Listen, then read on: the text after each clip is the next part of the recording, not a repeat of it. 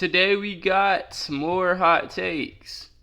NBA hot takes. Oh, I'm tripping. Naruto hot takes. Sasuke is the war criminal.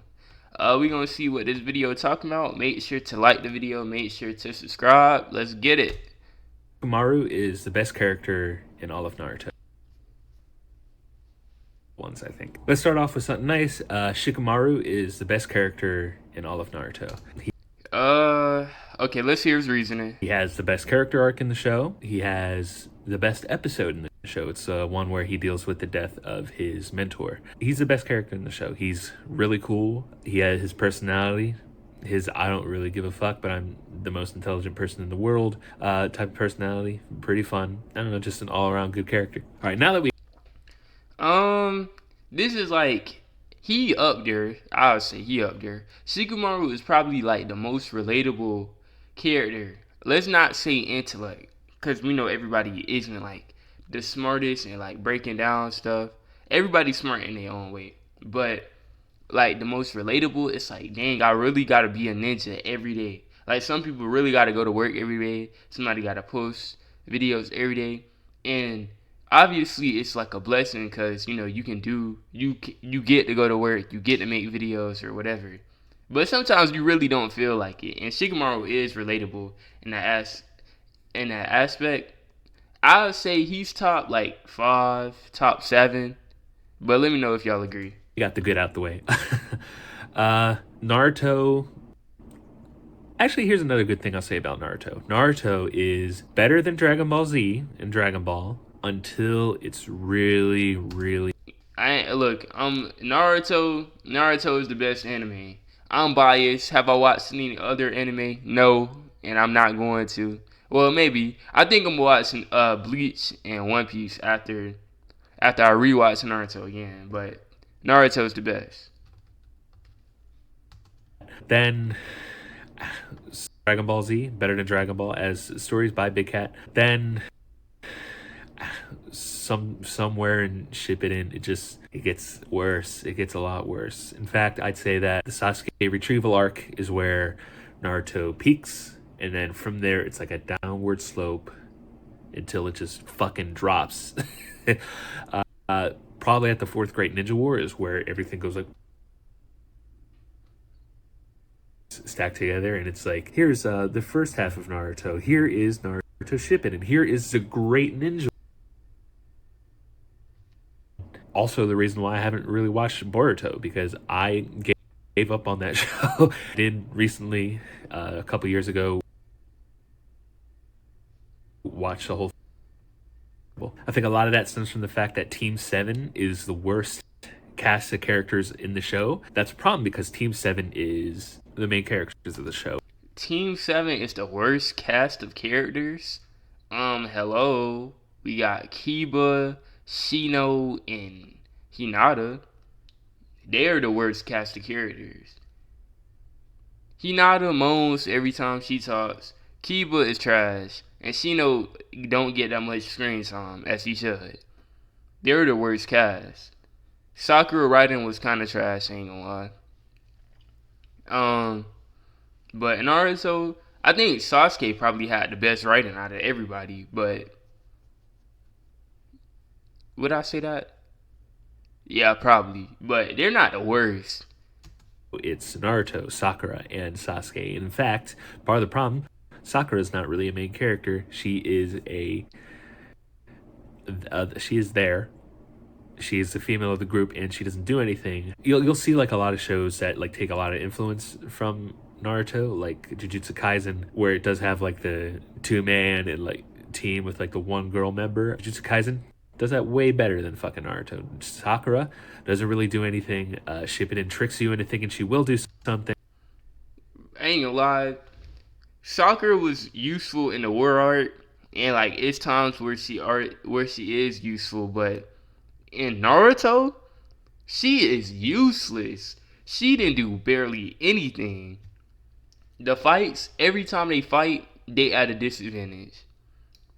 Every time she don't do nothing. She don't have any talent for anything except chakra control. And what good is chakra control when you don't use any jutsu, gang?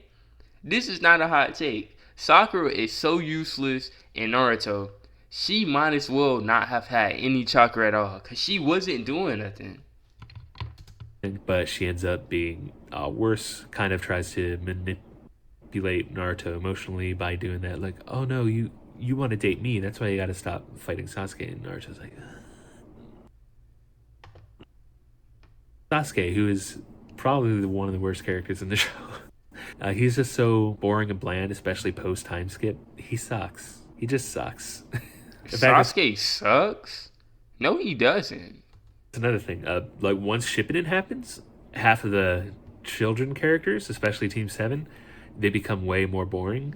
In fact, the adult characters tend to get more screen time. Like you get more Jiraiya, you get more Kakashi for a little bit. They are demonstrably more interesting than the kid characters. And when your when you're fucking focusing on the kid characters, that as like your drive, as in like this is what's going on, that sucks. That really fucking sucks. So let's talk about the themes of the show for a second. In the Naruto, like the first half of the series, there's a fight in the Chunin exams against Neji, where Neji's like, it doesn't matter what you do, it doesn't matter how strong you get. You have a predestined life. Your family, your bloodline determines everything and where you are in life. And then Naruto's like, no, as long as you try and as long as you have the strength to fight, you can surpass anything. It doesn't matter what your bloodline is. It doesn't matter who your family is. It doesn't matter what destiny doesn't matter. And then it takes a complete 180, like almost as soon as Shippuden starts. Then you start getting to, what was it, Jiraiya had a prophecy about a spiky haired kid. Nah, ain't gonna lie, that is one thing I will say, is Neji was 100% right about the destiny. Think about this. Naruto is a reincarnation of Asura. That's destiny right there. He is the child of prophecy, a blue-eyed kid gonna bring peace to the world. Gang. That's destiny, gang. Yeah, he could have been evil and he didn't. So, but that wasn't his destiny to be evil. It would be one thing if they said it's gonna be a blonde-haired, blue-eyed kid who's gonna be evil, and Naruto says, you know what? Nah, I'm gonna be the Hokage. Cause like, think about this. In Boruto, Kashi and Kojin's destiny said Boruto was gonna die. He haven't died yet. He is fighting destiny. He is changing destiny. He's changing his destiny, changing his fate. Neji's destiny was to protect the Hyuga clan, and he followed his dad. They said, oh yeah, I don't mind dying. I got this curse mark. I feel trapped. Let me die. That's why he died. Neji did that on purpose. He was ready to die. He was tired of that curse mark. He was thinking about that junk every day. But yeah, Neji was right about having a predestined destiny. Saving the world, so he trains exclusively spiky-haired children until he gets to Naruto, who ends up saving the world. Naruto is the reincarnation of Ninja Jesus, descended from an alien. His father was the fourth Hokage. His mother, I think, is related to the first Hokage in some way. And then it's like the characters like Guy or Rock Lee or Neji, they're all whatever. Like Rock. Bro, I'm telling you, Rock Lee should have been tough. They made it seem like he was gonna be one of them ones, boy. I'm telling you, he came back from that. That's where I'm in Naruto now. He came back from that career-ending injury and do nothing.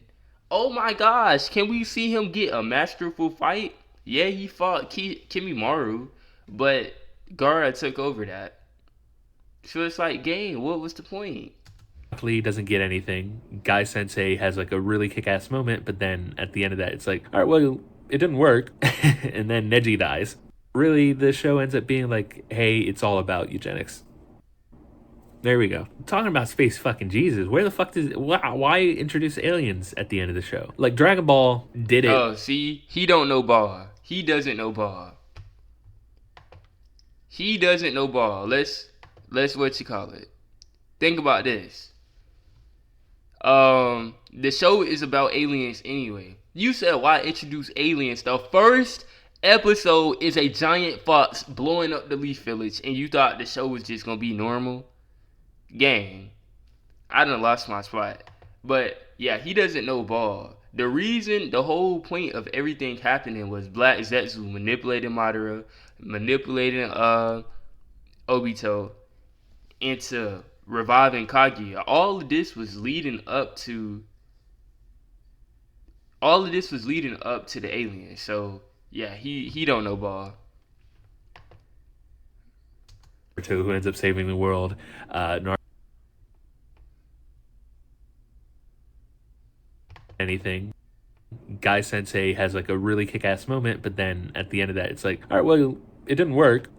And that's how we got into Dragon Ball Z. But they didn't go at the very end of Dragon Ball like, oh, Piccolo's an alien. And then it ends. And then like, that's it. There's no more Dragon Ball. You're like, what? He's a fucking alien? I thought he was a demon. It's like, no, yeah, fucking aliens come from the sky. And like, this is a big bad. And it seems like the only reason she exists is to try to then they should be forgiven. It doesn't matter who. If you've seen the character for more than 10 issues, then they're a good guy now because their actions can be explained away by there's a giant alien up there. And that's another thing that sucks about Naruto is like this focus on forgiveness. In the Dragon Ball one, I talked about how Vegeta wasn't really forgiven until the end of Dragon Ball Z, despite like being introduced like hundreds of episodes earlier. So like Shonen Jump has this trope, this very common trope. It does kind of start with Dragon Ball where they introduce villains.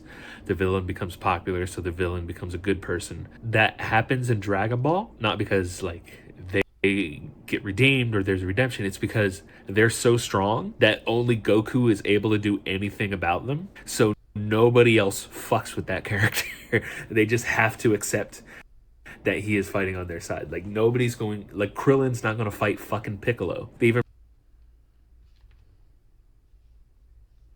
fucking Piccolo, I'm not going to I will kill you, Krillin, if you don't let me kidnap this child. And they're like, okay, whatever. And then he kills himself to save Gohan, and then after that he's kind of a good guy. Who the fuck was going to try Vegeta? Yamcha? Was Yamcha going to try Vegeta? Especially with Goku like out in This fucking is space? Naruto, buddy. Of that. Vegeta was on the good person This is side Naruto, for man. hundreds. And then the villain's like, Nah, Naruto was like this. Even Minato, Kakashi was finna get Obito out of there. Minato stops him. And if that was me, I would have said, if I was Minato, I would have said, Kakashi, no, I'ma do it. All he would have heard was, Rasengan! I'm telling you. I would have, man, what? I would have had a big old hole in him. He would have been a donut.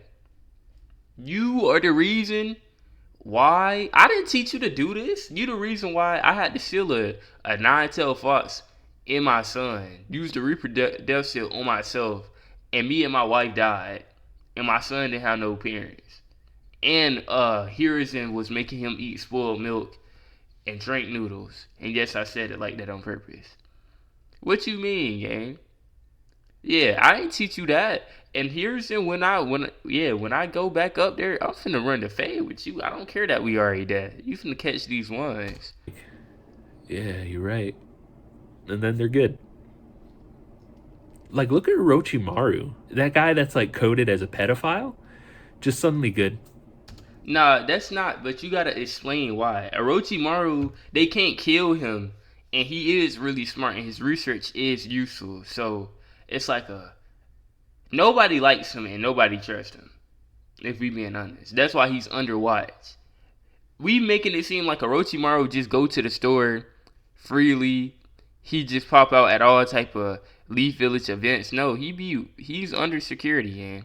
It's just they can't kill him. They already tried to. No, Sasuke already quote unquote killed him, and he's still alive. How is he still alive? I don't know.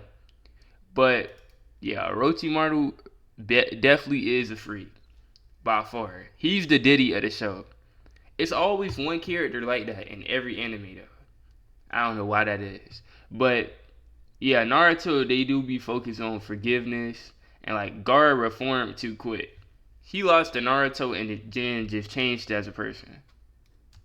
Just suddenly at fucking Naruto's wedding, Sasuke goes on a hyper murder vengeance tour across the ninja world. It's okay, whatever.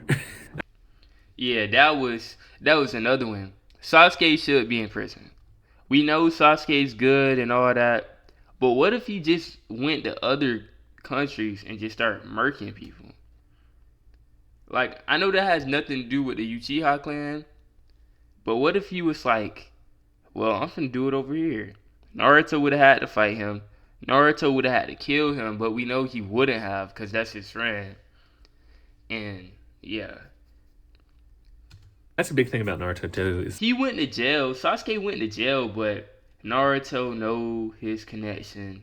I mean, Kakashi was the Hokage at the time, and Naruto was like, "Come on, get him out, bail him out. Come on, do something, yada yada." And Sasuke basically gave himself a punishment because the Leaf ain't do nothing. The Leaf did not punish him. that it feels like it's devoid of consequence. Like character deaths don't happen. If they do, it's like very rare. Like Saratobi died, Jiraiya died. That's about it, right? Half of the Neji. characters in the Sasuke retrieval arc, like half of them, like Choji and Neji and shit like that, should have fucking died. They didn't. They came back. The invasion, Pain's invasion of the Konoha village, where he kills everybody. This world shall know pain. This is one of the toughest aura moments in Naruto. He said this world should know pain and dropped a big ass rock on him, killing a million, however many people. And Naruto said, "I want to kill you so bad." He would have had to die. I ain't gonna lie. I would have, man. What, Conan? If you got in the way, I got 3 shadow clones with big ball Rasengans waiting on you. I don't care nothing about. I got Kurama in me. You got explosive paper. That's not gonna do nothing to me, gang. Conan, if you move, you gonna die. Simple as that. He would have had to. You killed my sensei. You killed my master.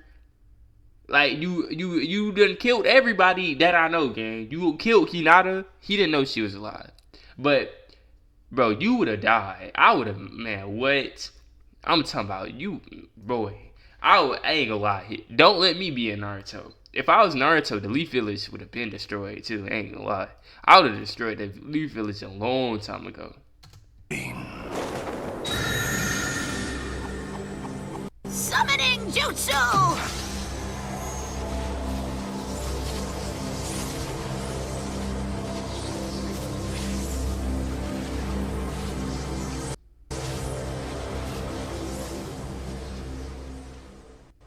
Almighty push!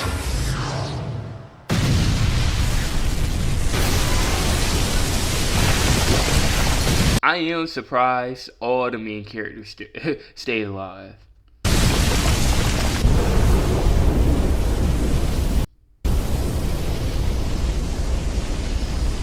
They all come back to life. Despite like them being villains, the villains don't really get punishment. They don't really go through this like arc or anything. Like Naruto just talks to them, and they're like okay, yeah, I fucked up. I didn't mean it. And so I don't know. Naruto's just devoid of consequence for any character. It sucks. So if you want to get into Naruto, and I do recommend at least the first half of Naruto, the part where he's a kid, I would recommend watching that. And then if you want to get the rest of the Naruto story, just play the game. Ultimate Ninja Storm. Just Bro, no, still watch Naruto. Naruto is still good, regardless. But there, like everything though, I don't think you can find a perfect anime, a perfect show. You can always say a show should have did this, a show shouldn't have did this. Why did the show do this? They don't make any sense. You can find that for every show. I don't think there's a perfect show out there. So I think Naruto is still good. It's still the best anime, in my opinion. Yes, I'm biased. I don't care.